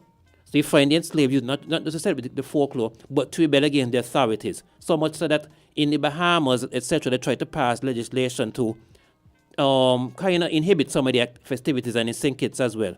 It was a way you could rebel against the authorities. So a lot of the folklore was making fun of the authorities. Some of the folklore that have died out now, unfortunately, was poking fun at the power of the plantocracy. So we have emancipation in August, independence in September, National Carnival in December to January. There's opportunity there from August to January for us to raise awareness of our history, And as you have said that, what you see nowadays is basically, as you said before, in the carnivals and everything, you have seen really a transition from making it from a historical aspect, or even recognizing, this was out of, and enjoy to rejoice that you have been freed, and also making fun of, those slave owners and so back in the day. And what it has now morphed into is just a celebration. Yeah. Celebration. Yeah. Not necessarily connecting the origins of that celebration. Exactly. And by coincidence, for example, this past academic year, one of the SBA topics that I gave the Caribbean Studies students was has Carnival become commercialized? Okay, and so they would interview people and get different perspectives as to whether Carnival has become over commercialized or not. So that is a relevant and pressing question. And how were the responses? How was the feedback while going through that SBA? Interestingly, you find that there are quite a few people did feel it has become rather commercialized. Quite a few people, I wouldn't say a majority, but a significant number of kitchens of different age groups did acknowledge that it has become rather commercialized. And one of the things coming out of the responses to that SBA was that many kitchen divisions felt that one of the things that could be done is, for example, one concern that members of the public of different age groups had based on the responses was that because of the cost of some of the events and certain costs, for example, the cost of a costume to go into a troop, many people, the material aspect of it has become a major focus. And so one common response from many of the respondents is that to try to lower the cost of some of these events so that you take some of the focus from the material aspect of the celebrations and try to focus more on the heritage aspect. But you talk about material. Some people might say, that there's little or no material covering anything. But I guess they mean that's the irony. They let you weigh the more it costs. That's the irony. They let you weigh more it costs. True. And then most of it ends up on the road, left on the road anyway. So when we talk about it's important to make that connection as to the origin and where it is now, because then as I said before, it seems to be a real deviation of that, and that is what we are trying, programs like this and bringing awareness about emancipation and stuff like that gives you back, especially the younger generation, a back of sense of where we have come and where we were, because oftentimes you find that there's so many things going on that a lot of times the things that we once appreciated, or the older generation or the generation in the past have appreciated, it goes over, the generation now. It goes over our heads, so to speak, in the sense that there's no real admiration or appreciation of it. Yeah. Although I would say it's not all gloom and doom. There's some positive. For example, I have to commend the Department of Culture. In the last few years, I've seen them make efforts, for example, to bring the folklore into the schools. So you're having the schools have their own masquerade troops, etc., their own clown troops. That masquerade and bull competition that's held every carnival now for the last 3 years, that was a good initiative. So there's that, there are those attempts, but we need more to be done. And like I said, we have an opportunity from August to January to highlight, our heritage and make a connection between those three events. Emancipation, Independence, Carnival. So, Marcus of the Woods, fill us in and tell us why he should be a national hero. Okay. Before you said you were going to read. Yes, yeah. But first, let me give a background. Now, my late friend, Mrs. Victoria Borg Oflaherty, better known as Vicky, who was the former director of archives of the St. Kitts Nevis National Archives, she and I had been working this for some years now in terms of getting Marcus of the Woods inscribed as a national hero. Okay? He was I'll read something, the actual resume submitted. But he was a Maroon leader on St. Kitts. And contrary to stereotypes, many people, they hear Maroons, they think of only Jamaica, and some students wouldn't, of course, know about the Bush Negroes, as they call them in the Guianas. But we had Maroons, bear in mind, right, and this is not commonly known, unfortunately, every single Caribbean territory, the island territories, as well as the mainland ones like the Guianas and Belize, had Maroons, okay? But just that the ones in Jamaica became famous because of the size and the topography of the island. It's mountainous like us, but much larger. So that created a perfect environment for them to create permanent settlements.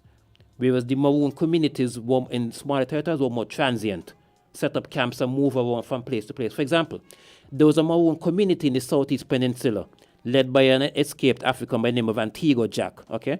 The name suggests that he may have been bought from a planter in Antigua, because apart from Africans being brought in here from Africa, there was also inter-island trade in Africans between various territories, okay? So, and this community of Maroons in the Southeast Peninsula, it would not have been a permanent one. They would find in Jamaica. They would have been like moving every few days to avoid capture. But this community of enslaved Africans in the Southeast Peninsula, to my knowledge, they would have existed there up until emancipation. So you did have Maroons in every single Caribbean territory, but the nature of them would have varied again based on the geography, the topography of the size of the territory, etc. Because of our size, maritime marronage was very common in that because of our size, or even the thing is mountainous, because of its size, it is much easier for the authorities to send soldiers or bounty hunters after escaped Africans. So many Africans who escaped would either steal a vessel from one of the major port areas like Bastia, Sandy Point, Date Bay, Old Road, and escape to another territory, or they'll store away on a ship and get to another territory. So some years ago, when I was doing my research for my doctorate, came across accounts of Africans at least attempted to steal vessels from Sandy Point with the intention of making it to Statia. And when I was in Statia doing some research, there's anecdotal evidence of Africans escaping there because the Dutch ended slavery a couple of decades after the British. So there's anecdotal evidence of Africans in Statia escaping, stealing vessels and escaping from Statia and landing in St. Kitts, normally in areas like Fig Tree, Newton Ground, Date Bay, those areas that are closer to Statia. Interesting. Yeah. So we decided to put forward Marcus. Now I should say this, right? St. Kitts is unique. We are, to my knowledge, I stand corrected if I'm wrong, but even if there are others, we are one of the very few, if not the only Caribbean territory that does not have a Maroon leader or a major resistance leader as a national hero. Now, don't get me wrong.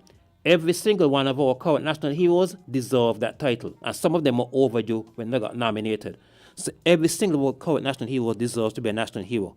But notice that in St. Kitts, uniquely, every single national hero that we have right now is aligned with one of the two legacy political parties, the St. Kitts Nevis Labour Party and the People's Action Movement, okay? Again, they are, but they're the third party, but I don't think any of them. Oh yeah, Simeon Daniel, Nevis Reformation Party. Thanks for the reminder, Mr. Fo. So, but while they are all deserving and more than deserving, and as I said, some of them were overdue for that nomination when they got it.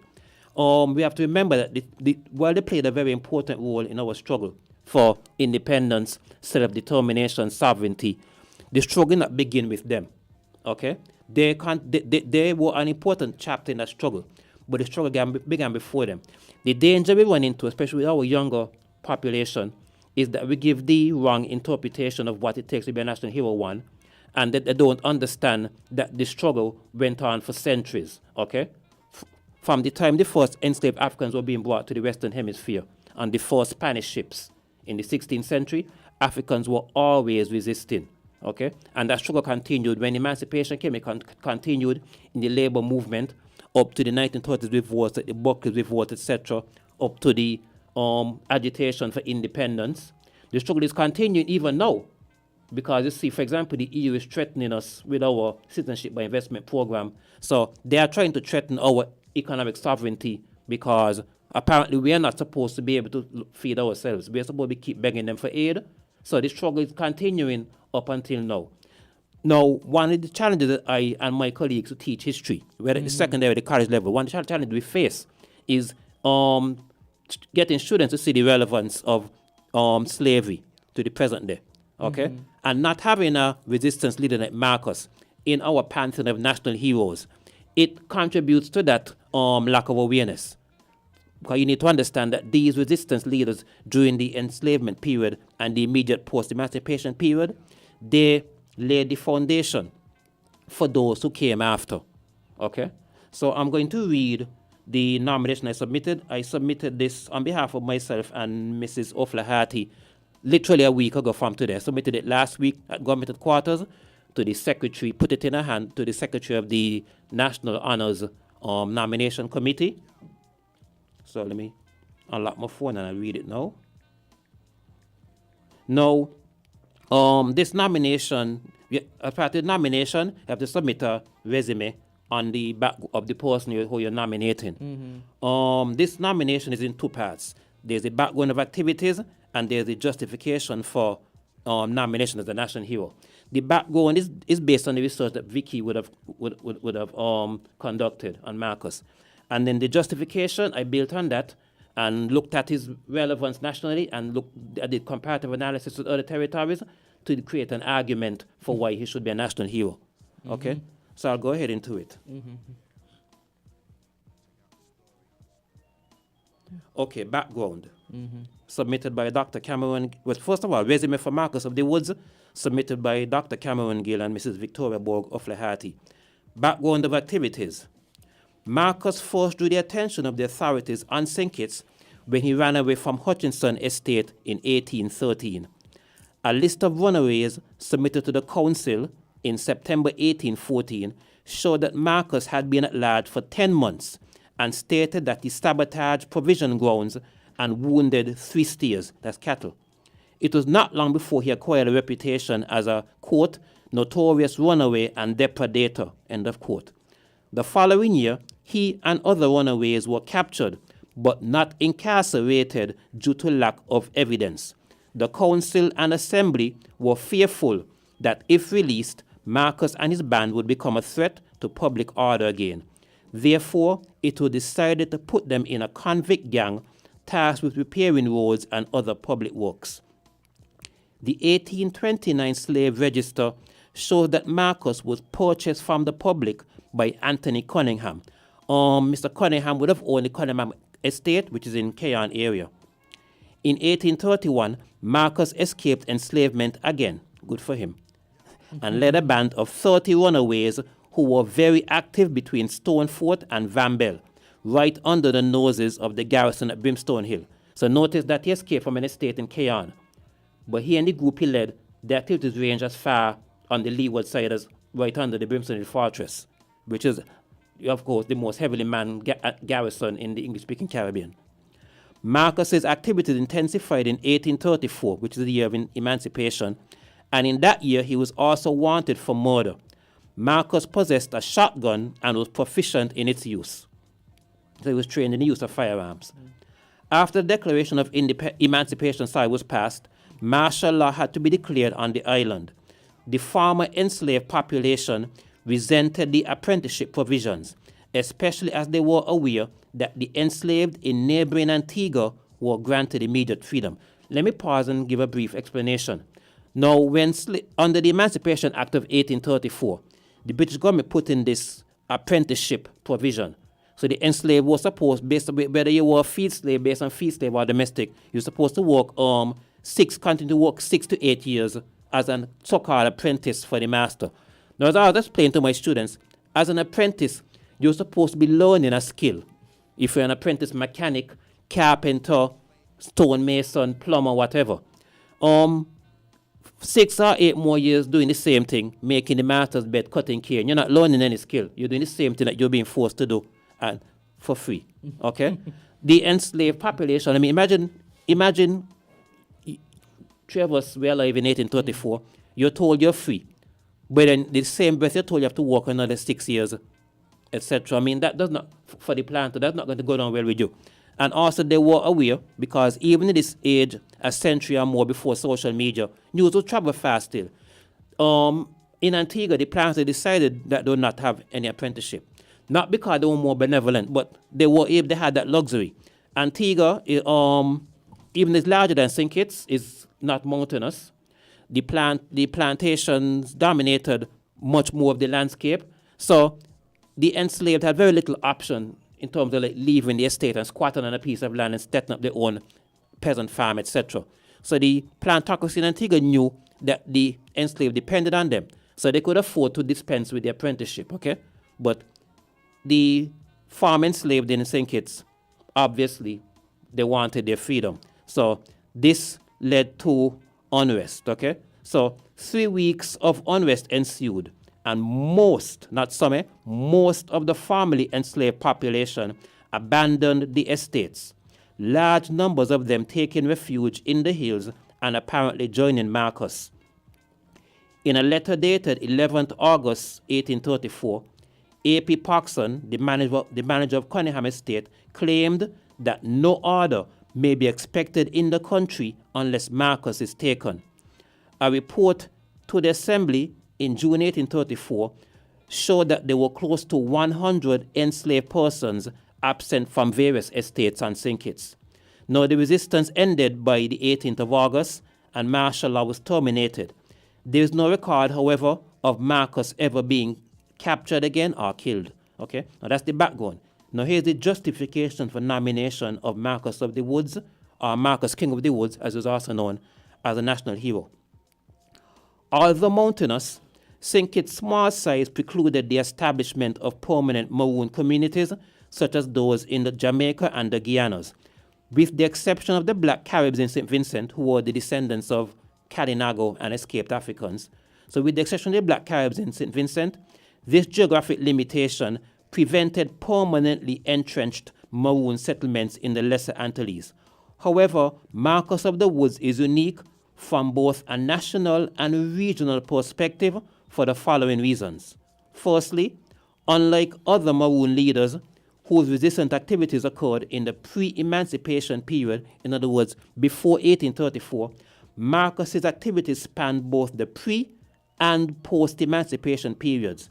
In fact, his activities intensified after emancipation. This suggests that Marcus was fully cognizant of the fact that the struggle for liberation did not end with the passage of the Emancipation Act, but was an ongoing one to dismantle the power structures of plantation society that favored a European elite exploiting the labor of a disenfranchised and largely landless African majority. Second reason, Marcus played an important leadership role in the protests by the black population against their continued exploitation after the granting of their freedom in 1834. The withdrawal of estate workers en masse from the estates in 1834 was the first island-wide mass protest action post-emancipation on St. Kitts, predating the Buckley's revolt by a century. Marcus, who had been a fugitive, defined the plantocracy and the military since before emancipation, was obviously a powerful, inspirational figure to the masses. For the same reason, he was also a clearly recognized threat by the authorities. And lastly, unlike other Maroon leaders in the region, Marcus's campaign of resistance did not end with him negotiating a treaty with the authorities like those in Jamaica and the Guianas did. It did not end with him being captured or being killed. He disappeared mysteriously into the annals of history, further elevating his stature as a legendary figure to the people he led and generations of their descendants.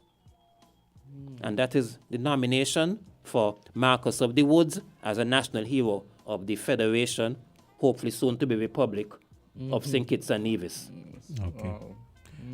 So Very interesting. yes, very. And very, what I like about it, it talked about the comparison of the Maroon situation in St. Kitts and the larger territories like Yes. Jamaica, because Jamaica often boasts about, being rebellious into the slave owners or slave masters.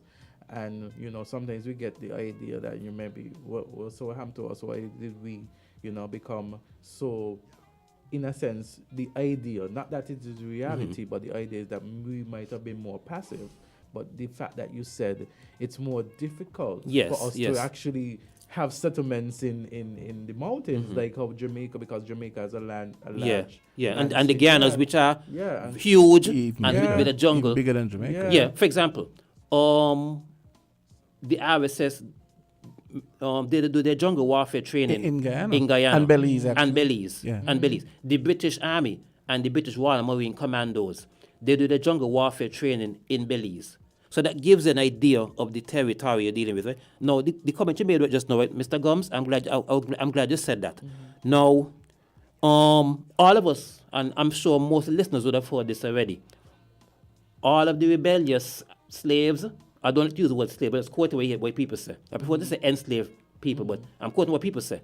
All the rebellious slaves went to Jamaica, and the obedient ones went to St. Kitts and Barbados and the other small islands, etc.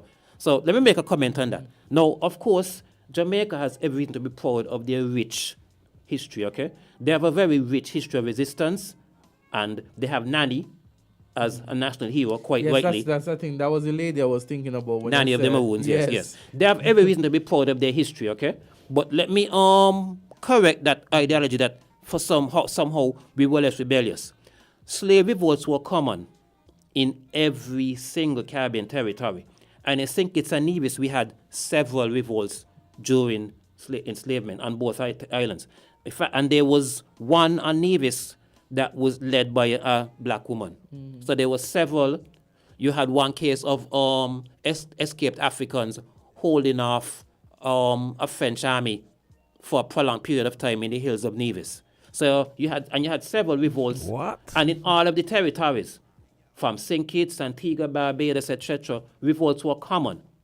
Like I said earlier, from the time the first Spanish and Portuguese slave ships started coming to the Western Hemisphere in the 16th century, up until when slavery ended, revolts were common. And if anything, coming close to emancipation, they became even more frequent.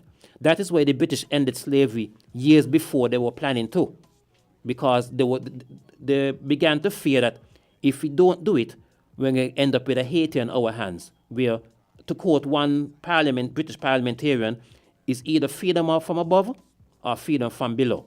Okay? Now, another point to make. The argument that all the rebellious went to a particular territory and the obedient ones went to another. If you look at the history, you'll find that the same ethnic groups went to the various territories. Let me give an example. I can't remember exactly when, but there was which centuries, but there was a period where a lot of the Africans that came to St. Kitts came from Angola. Now, Angola... Really? Yes. Now, Angola is infamous for slave resistance, okay? One of my personal heroes is a African queen named Queen Nzinga, okay? And she led resistance against the Portuguese who were settled in that part of Africa now known as Angola, and the Portuguese were not able to fully control that part of Africa during Queen Nzinga's rule, okay? And she was deposed by the Portuguese, but even when she was deposed from her throne, she led a resistance, and she set up these communities called quilombos, where basically young people trained in martial arts, military skills, etc., right? Now, Brazil was settled by the Portuguese. When Africans in Brazil escaped or went to into the jungle, they named their settlements quilombos, okay? Just like the ones that were in Angola, okay? And these quilombos are today some of the most famous settlements, like Palmares became the most famous of these in Brazil, okay? So when you think about it, and you have various groups that would have come to this island, Igbo, Ashanti, etc. So that does not square with the stereotype that the obedient, because the same ethnic group that was going to Jamaica, the Guyanas, etc. Okay, but topography and geography would have played a major role. For example, again, as I said earlier, maritime marinage was more common in the smaller territories. You had maritime marinage in Jamaica too. What does that term mean? It means escaping by the sea. Marinage, originally a French term, right? And refer to escaping. Yeah. The origin of the word, cimarron, C-I-M-A-R-R-O-N. Yeah, comes from. Yeah, it was a Spanish word originally used to refer to a runaway horse. Okay. Then they started using it to refer to runaway blacks, okay? And so the British version, that was maroon, and then the French word marinage just came from that. The interesting thing, a word that was meant as a pejorative, that equated us with runaway livestock, became a word as a source of pride. So the word maroon is now nothing to be ashamed of. It is a source of pride. Jamaica is very proud of its maroon heritage, and so should we. And absolutely. As I said earlier, if you were to it's easy. If you go on Google and look up the national heroes at other Caribbean territories, at least one in each territory was either a maroon leader or somebody who led a slave revolt. You have Bussa, who led a slave revolt in Barbados. There's a similar person in Antigua, I can't remember his name, etc. You have Nani, a maroon leader in Jamaica. There was Paul Bogle, who led who major part in the Moreton Rebellion, which came shortly after emancipation, etc. So we need someone, and then our people, especially our students, can make the connection between the struggle in pre-emancipation to the birth of the labor movement in the 1930s, because the cause of the Buckley's and other revolts in the 1930s was that living conditions had not changed in the century that had elapsed since emancipation. That was the cause of the revolt, this pent-up frustration of a century. Okay? So students need to understand the continuance of the struggle from Marcus to the Workers' Revolt, to the movement for independence, and our continued struggle to carve our way and become economically independent, okay? As something which others know, like the EU and others are still trying to undermine. Yes. Well, we've had a very interesting discussion here, Dr. Gill, this morning on Island Tea. Speaking about, emancipation, speaking about our own maroon, Marcus, the maroon, and Marcus of the Woods.